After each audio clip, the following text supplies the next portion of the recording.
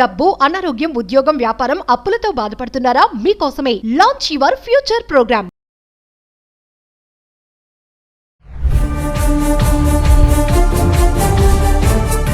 నమస్తే, welcome back to Suman TV. ప్రస్తుతం మనతో పాటు ఉన్నారు consumers affairs committee chairman Mandari Krishna Reddy గారు.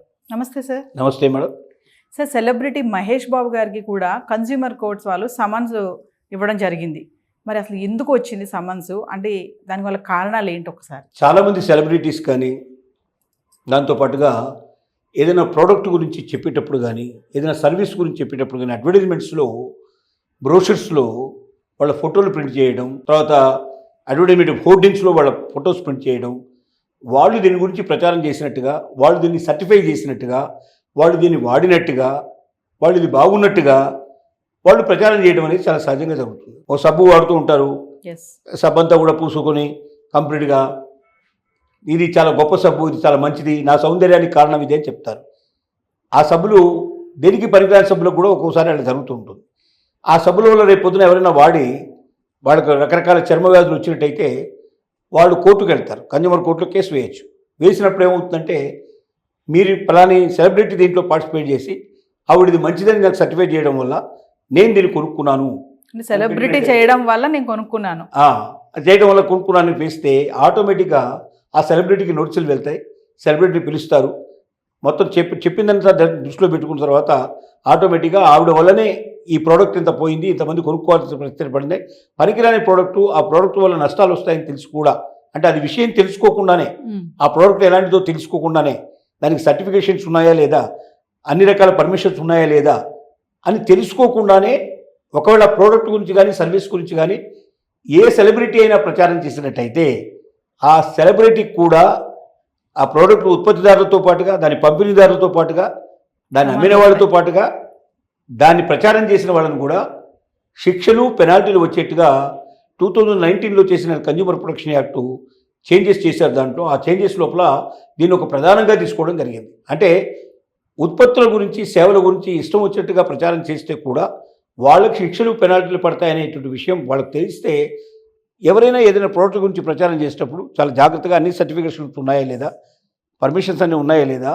ఇది మంచి ప్రోడక్టే కాదా, ఇది మంచి ప్రోడక్ట్ అని ఏదైనా ల్యాబొరేటరీ లోపల టెస్టింగ్ అయినా జరిగిందా, వాటన్నిటి దృష్టిలో పెట్టుకుని అవన్నీ ఉంటే వాటి పేపర్స్ తన దగ్గర పెట్టుకొని అప్పుడు దాని గురించి ప్రచారం చేసినట్టయితే సరైన ప్రచారం జరుగుతుంది.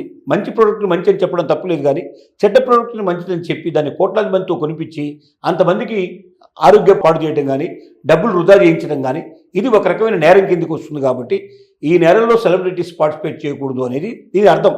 అంటే ముందే ఈ ప్రాసెస్ అంతా వాళ్ళు చూడరంటారా సార్? మీరు చెప్పారు కదా, చాలా మందికి అసలు అవి ఏమి ఉండవు. చాలా మంది సెలబ్రిటీస్ ఏంటంటే ఇంత డబ్బు ఇస్తారు, మీరు రియాక్ట్ చేయాలంటే వస్తారు, వాడు ఏం చెప్తే ఆ డైలాగ్ వాడు చెప్పేస్తారు, పూర్తి చేసుకుని వెళ్ళిపోతారు. డబ్బులు వచ్చినాయి చూసుకుంటారు చాలా మంది, కానీ ఇవన్నీ చూడరు. అదేం ప్రోడక్ట్ ఏమిటి ఏమి ఉండదు. చాలా మంది పనికిరాని ప్రోడక్ట్స్ గురించి కూడా మీరు చూస్తున్నారు కదా. పెద్ద పెద్ద వాళ్ళు బాత్రూంలో క్లీనింగ్ గురించి మాట్లాడడం మీరు చూస్తున్నారు. పెద్ద సెలబ్రిటీస్, వాళ్ళు 100 కోట్లు తీసుకునేటువంటి సెలబ్రిటీస్ ఒక బాత్రూంలో క్లీనింగ్ మెటీరియల్ గురించి చెప్తున్నారంటే, అంటే నేను బాత్రూమ్ తక్కువ అంచనా వేయడం లేదు, కానీ వాళ్ళకి అంత అవసరం లేదు. అంత చిన్న చిన్న ప్రోడక్ట్స్ వేరే వాళ్ళకి అప్పచెప్పొచ్చు, కానీ వాళ్ళే దానికి సిద్ధపడుతున్నారు. అంటే ఏమవుతుంది ఇక్కడ, ఇందులో మహేష్ బాబు గారు కూడా జరిగింది ఏంటంటే, ఒక రియల్ ఎస్టేట్ కంపెనీ వాళ్ళు ఏ పర్మిషన్స్ తీసుకోకుండానే, గవర్నమెంట్ పర్మిషన్స్ ఏమి లేవు దానికి, ప్రీ లాంచ్ అంటారు. ప్రీ లాంచ్ అంటే ఏ పర్మిషన్స్ లేకుండా, నాకు పర్మిషన్ వచ్చిన తర్వాత నేను 1000 రూపాయలకు అమ్మేటైతే పర్మిషన్ లేకుండా నీకు 500కే ఇస్తాను, 250 రూపాయలకి ఇస్తాను అని తక్కువ రేట్లో అమ్ముతారు. కానీ వాడు రేపు పొద్దున పర్మిషన్ తెస్తాడో లేదో తెలియదు, అది అమ్ముతాడో లేదు, కడతాడో లేదో తెలియదు. ఇలా ఎన్ని లక్షల మంది, కోట్ల మంది ఇప్పటికి నష్టపోయారు, మోసపోయారంటే అంతమంది మోసపోయారు. ప్రీ లాంచ్ అనేది ఇల్లీగల్, అది లీగల్ కాదు. ఎవరైనా ప్రీ లాంచ్ వ్యాపారం చేసినా కూడా, ప్రీ లాంచ్ అంటే ఏంటి, లాంచింగ్ చేయడానికంటే ముందరే, అంటే దాన్ని అన్ని పర్మిషన్స్ తెచ్చి నేను వాళ్ళ నుంచి అమ్మకానికి పెడుతున్నానని చెప్పి మార్కెట్లో పెడితే దాన్ని ఆఫ్టర్ లాంచింగ్ అని పిలుస్తాము. ప్రీ లాంచింగ్ అంటే ఏంటి, ఏ పర్మిషన్స్ లేకుండానే, ఏమీ లేకుండానే ఓ ల్యాండ్ చూస్తారు, ఏదో ఒక 10%, 5% వాడికి అడ్వాన్స్ కట్టేస్తారు. 1 లక్ష, 2 లక్షలు, 10 లక్షలు అడ్వాన్స్ కట్టేసి మిగతా డబ్బంతా కూడా నేను నెలలో చెల్లించి నీ దగ్గర తీసుకుంటాను, తర్వాత దీనికి పర్మిషన్స్ కోసం నేను అప్లై చేసుకుంటాను, పర్మిషన్స్ వచ్చిన తర్వాత నీకు కొంత కట్టుకుంటూ పోతానని చెప్పి వాడితో రియల్ ఎస్టేట్ వాళ్ళు చేసే పని ఇది. తీసుకున్నాక ఏం చేస్తారు, ఏ పర్మిషన్స్ తీసుకోకుండానే చెప్పేస్తాను. పర్మిషన్ వచ్చిన తర్వాత అయితే నీకు ఇంత రేట్ అవుతుంది, ఇప్పుడైతే దీంట్లో 1/4 కడితే చాలు, హాఫ్ రేట్ ఇస్తే చాలు అని డబ్బులు కలెక్ట్ చేసుకుంటారు. ఈ డబ్బులతో వాడు మొత్తానికి డబ్బు కట్టేసి ఆ ల్యాండ్ తీసుకొని అనుకున్న ప్రకారంగా మిగతా వాళ్ళకి, కొద్దిమందికి ఇట్లా మిగతా వాళ్ళకి ఎక్కువ రేట్లు పెట్టి అమ్ముకుంటే సక్సెస్ అయిన వాళ్ళు కొందరు ఉన్నారు. కానీ ఎక్కువ మంది చేసిన పని ఏంటంటే వాడు డబ్బులు వసూలు చేసుకుని మోసం చేసి వెళ్ళిపోయారు. ఇక్కడ కూడా ఎవరైతే మహేష్ బాబు గారు ఏ రియల్ ఎస్టేట్ కంపెనీ గురించి తాను ప్రచారం చేశాడో ఆ రియల్ ఎస్టేట్ కంపెనీ వాడు ఆ ల్యాండ్స్ ఇవ్వలేదు, మోసం చేశాడు, ఏ పర్మిషన్స్ తీసుకురాలేదు. దీనివల్ల చాలామంది నష్టపోయారు. ఆ నష్టపోయినటువంటి వాళ్ళలో కొంతమంది వాళ్ళు కన్జ్యూమర్ కోర్టులో కేసు వేశారు. ఏమని, పలాని ప్రొడక్ట్స్ ఇస్తానని పలాని రియల్ ఎస్టేట్ కంపెనీ వాడు మాకు ల్యాండ్ ఇస్తానన్నాడు, మాకు బిల్డింగ్ కట్టిస్తానన్నాడు, మా దగ్గర డబ్బు తీసుకున్నాడు, అది ఏ రకమైన పర్మిషన్స్ అతను లేవని మాకు తెలిసిన తర్వాత ఆ ప్రోడక్ట్ గురించి ప్రచారం చేయడంలో మహేష్ బాబు గారు కూడా వీడియోలో ఉన్నారు, హోర్డింగ్లో ఉన్నారు, బ్రోషర్లో ఉన్నారు, అన్నిట్లో ఆయన పేరు పెట్టారు. కాబట్టి ఇది చట్టానికి వ్యతిరేకం, కాబట్టి ఆయన మీద యాక్షన్ తీసుకోండి అని కేసు పెట్టారు. దానికి విషయంగా ఇప్పుడు ఏం చేశారంటే ఆయనకి సమన్ పంపించడం జరిగింది. సమన్లో వచ్చి ఆయన ఏం చెప్పుకుంటారనేది దాన్ని బట్టి భవిష్యత్తులో ఆయనకు పడేటువంటి ఏం చేస్తుంది, కోర్టు ఏం చేస్తున్నది ఆధారపడింది.